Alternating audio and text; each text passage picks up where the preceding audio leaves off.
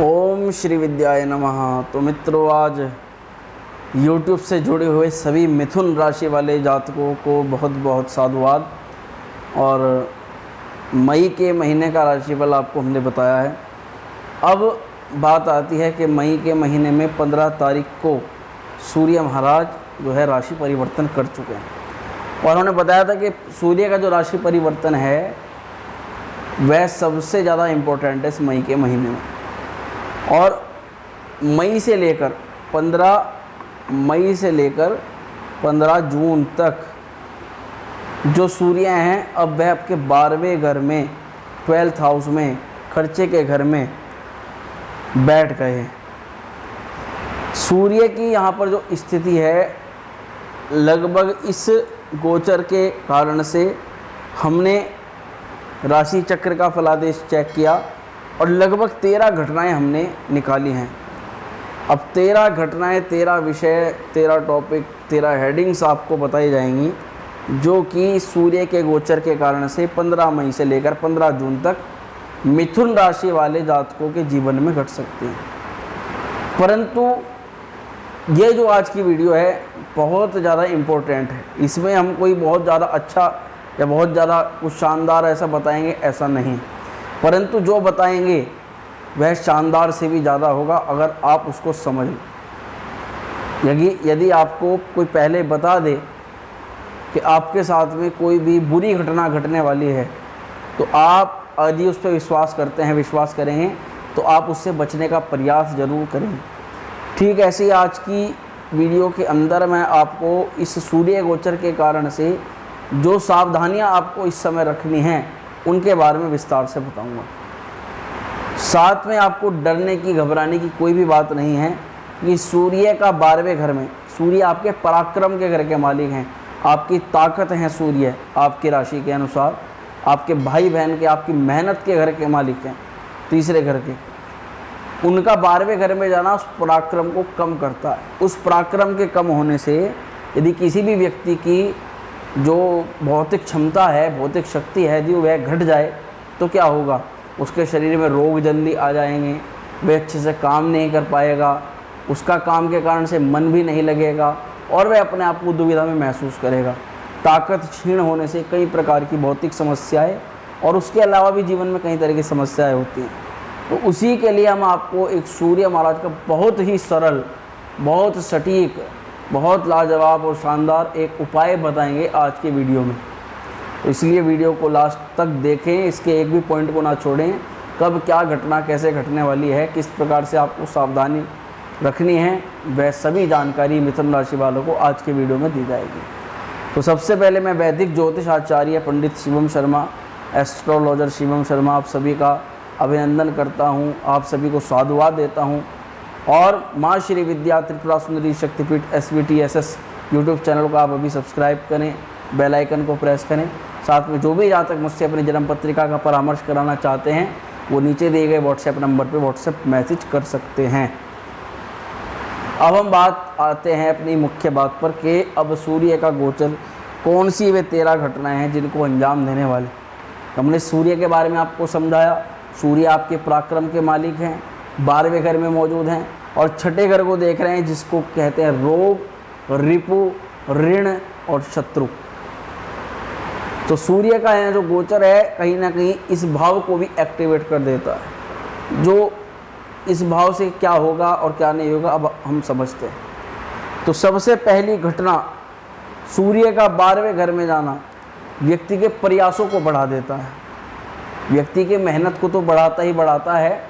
इसको आप ऐसे समझिए जैसे कोई घड़ा है, उस घड़े में से पानी निकल रहा है और आप उस घड़े को भरना है तो आपको क्या करना होगा, उसमें ज़्यादा से ज़्यादा पानी आपको डालना पड़ेगा, ज़्यादा डालना पड़ेगा। सपोज़ के लिए उसमें एक एक बूंद आपका पानी टपक रहा है तो आप थोड़ी देर में देखेंगे तो उस घड़े में पानी पता चला कि कम हो गया, फिर आपको पानी डालना पड़ेगा। तो इसी तरह से 12वें घर में सूर्य क्या है कि आप मेहनत करेंगे, इधर मेहनत और जाती रहेगी, आपको और ज़्यादा मेहनत करनी पड़ेगी। तो प्रयास बढ़ा देते हैं सूर्य महाराज और बड़े प्रयास करने के योग सूर्य के कारण से बनते हैं 12वें घर में होने के कारण। और भी कई चीज़ें हैं जो 12वें घर में होने के कारण से बनती है। जैसे कि दूसरी घटना यह है कि कार्यों में कुछ जो बहुत बड़े कार्य हैं, छोटे मोटे कार्य तो कोई नहीं रुकेंगे, परंतु जो बहुत बड़े कार्य हैं, कुछ बहुत बड़ा आपका कार्य ऐसा रुका हुआ है, उसमें कुछ देरी सूर्य करा सकते हैं या कुछ रुकावट करा सकते हैं।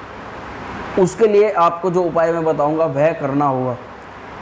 तीसरी घटना क्या है कि तीसरा घर होता है भाई बहन का, मेहनत का, पराक्रम का, इन सभी चीज़ों का तीसरा घर होता है। तो भाई बहनों के साथ में किसी बात पे गलतफहमी इत्यादि होने की संभावना रहती है, उससे आपको बातचीत करके उसको सुलझाना होगा।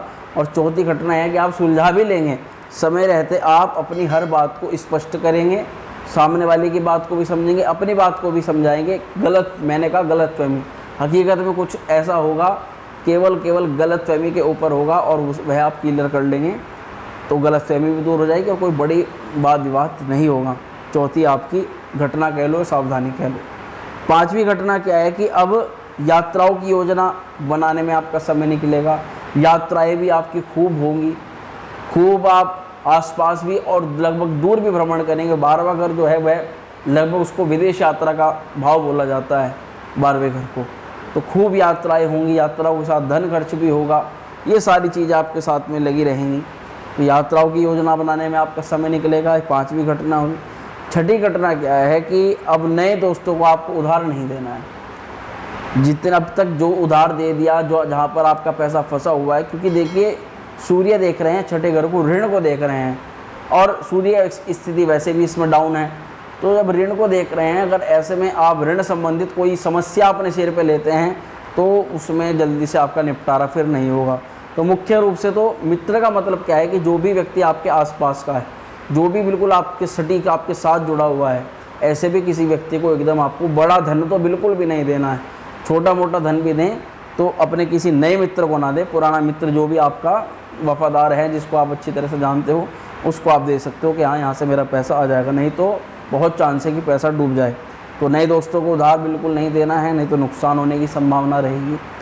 और ये इसके बाद में सातवीं घटना आती है कि अब क्या है कि आध्यात्मिकता थोड़ी आपकी बढ़ेगी, और जो मन के अंदर जो टेंशन, जो भाव, जो चिंता, जो घबराहट, जो एंजाइटी चल रही है, उसको दूर करने के लिए कहीं ना कहीं आप वैदिक मंत्रों का, आप वैदिकता का, मंदिरों का, मंदिर प्रांगण का, किसी मंदिर के पुजारी का, किसी महंत का सहयोग ले सकते हैं, जिसके कारण से आप कुछ धन खर्च पूजा पाठ में भी कर सकते हैं। उससे आपका आध्यात्मिक जो रुझान है वह भी बढ़ेगा, साथ में आपके जो ग्रह दोषों का जो प्रभाव हो रहा है वह भी बहुत कम हो जाएगा, उससे भी आपको बहुत लाभ होगा। तो आध्यात्मिकता बढ़ेगी। मन की शांति के लिए आप किसी पावन परिक्षेत्र में गंगा स्नान करने भी जा सकते हैं इस महीने, लगभग 15 मई से 15 जून के मध्य की बात मैं कर रहा हूँ। आठवीं घटना यह है कि परिवार का कोई सदस्य है, उसकी कोई विदेश जाने की यदि योजना है, फैमिली मेम्बर्स की मैं बात कर रहा हूँ, क्योंकि तीसरा हमारा जो भाई बहनों का ही होता है मुख्य रूप से, और परिवार कुटुंब काफ़ी बड़ा हो जाता है। तो ऐसे में परिवार के कोई सदस्य विदेश जाने में सफल हो सकता है, यानी कि 12वें घर में जो है आपके तीसरे घर के मानेंगे, तो तीसरे घर का कोई ना कोई व्यक्ति, जो तीसरा घर भाई या बहन मुख्य रूप से परिवार में कुटुंब में, वह विदेश यात्रा कर सकता है। और इसके बाद में बात करें तो 9वीं घटना पे आते हैं हम। 9वीं घटना क्या है कि सूर्य गए हैं 12वें घर में। 12वां घर होता है हॉस्पिटल का, थोड़ा चिंताओं का। तो अगर ये शारीरिक कष्ट दें तो क्या कष्ट दे सकते हैं, ये एक मन में समस्या मतलब भाव होता है। तो सूर्य यहाँ पर ज़्यादा से ज़्यादा क्या करा सकते हैं, आँखों में दर्द की समस्या करा सकते हैं, बदन में दर्द की समस्या करा सकते हैं, अकड़न जैसे, और कभी कभी तो मुंह में थूक बनना, इस तरह की अगर ज़्यादा कुछ दिक्कतें हों तो नींद की कमी करा सकते हैं, क्योंकि जब चिंता होगी, एंजाइटी होगी, काम का प्रेशर होगा तो नींद भी उड़ सकती है, कभी कभी रात में देर रात में नींद आती है। तो ये सब कुछ समस्याएं ज़्यादा से ज़्यादा सूर्य करा सकते हैं, इससे ज़्यादा और कुछ बड़ी समस्या नहीं, केवल यही छोटी मोटी दिक्कतें सामने आती हैं। 10वीं घटना क्या है कि अब सूर्य है पराक्रम के घर के मालिक, पराक्रम में बैठा है 12वें घर में, तो पराक्रम घटेगा। पराक्रम के जो मालिक हैं सूर्य, वे 12 में बैठ करके क्या देखते हैं, छठे भाव को। छठा भाव होता है रोग, रिपु, ऋण, शत्रु इत्यादि। तो अब यहाँ बैठ करके आपको सबसे ज़्यादा ध्यान रखना है अपने शत्रुओं का। शत्रु इस समय एक्टिव मोड पर हैं। अब शत्रु कई तरह की क्रियाएं करते हैं, कुछ चुगली करते हैं जो हमारे सामने होते हैं, और कुछ जो सामने नहीं होते वे विपरीत स्थिति में कई प्रकार की ऐसी क्रियाएं करते हैं, जैसे तंत्रात्मक क्रियाएं। और उसको करके आपको जो है नुकसान पहुंचाने का भी प्रयास करते हैं। तो ऐसी अवस्था में आपको किसी भी देवी कवच, नारायण कवच, जिस भी इष्ट को आप मानते हो उसके कवच का पाठ आपको प्रारंभ कर देना है। तो ये आपको कार्य जरूर जरूर जरूर करना है। पराक्रम घटेगा तो विरोधी प्रबल होंगे, जिसके लिए आपको नारायण कवच का पाठ करेगा, करो और खूब करो। इधर आएगा, इधर कवच के प्रभाव से वह चीज़ वापस हो जाएगी। तो चिंता करने की कोई भी बात आपको नहीं है, टेंशन आपको बिल्कुल नहीं लेनी। किसी भी स्तर पे आपको कोई चिंता टेंशन हो तो आप ज़रूर एक दिन कमेंट करें। कोई भी फ़िलहाल में कोई परेशानी आपकी चल रही है तो कमेंट करके हमें बताएं, जितना हो सके उसका निस्तारण हम जल्द से जल्द करने का प्रयास करेंगे। तो पराक्रम घटेगा, विरोधी प्रबल होंगे, उसके लिए आपको क्या उपाय करना है वह बता दिया। 11वीं घटना क्या है कि अब सहकर्मियों के साथ बड़ा ही आप अच्छा व्यवहार, पोलाइट नेचर के साथ व्यवहार करना है। इसका जो प्रभाव है बहुत ही बढ़िया आपके साथ में होगा। अगर उनके साथ में अभी तक कोई खटपट चल भी रही है, कोई व्यक्ति अगर इस प्रकार का है भी, तो ये सोच के चल दीजिए कि भाई मेरा ग्रह नक्षत्र इस तरह का, अगर मैं इससे भी थोड़ा अच्छे से बात कर लूँगा तो मुझे अपने करियर में लाभ हो जाएगा। तो ये बात मान करके आप चलें। और ऐसा वो व्यक्ति हो उसको भी कि भाई मेरे तेरे से कोई भी लड़ाई या झगड़ा नहीं है, और जैसी भी स्थिति है अपना प्रेम भाव से, अपना मुझे कोई ऐसी बात नहीं करनी है। और इस प्रकार से आप व्यवहार करो, आप देखोगे आपके बिजनेस में, आपके करियर में, आपकी नौकरी बड़ा ही ज़बरदस्त परिवर्तन आपको देखने को मिलेगा। तो सहकर्मियों के साथ अच्छा व्यवहार लाभ देगा, अन्यथा जो चल रहा है वह तो चल ही रहा है। 12वीं घटना क्या है कि आपको काम के सिलसिले में दूरगामी यात्रा जरूर करनी पड़ सकती है। मैंने पहले भी कहा, दूरगामी यात्राएं करेंगे और उस यात्राओं से आपको लाभ होगा। आपका कोई डील फिक्स हो जाए, काम सिद्ध हो जाए, बड़ा कार्य आपका सिद्ध हो जाए, यह जरूर होगा।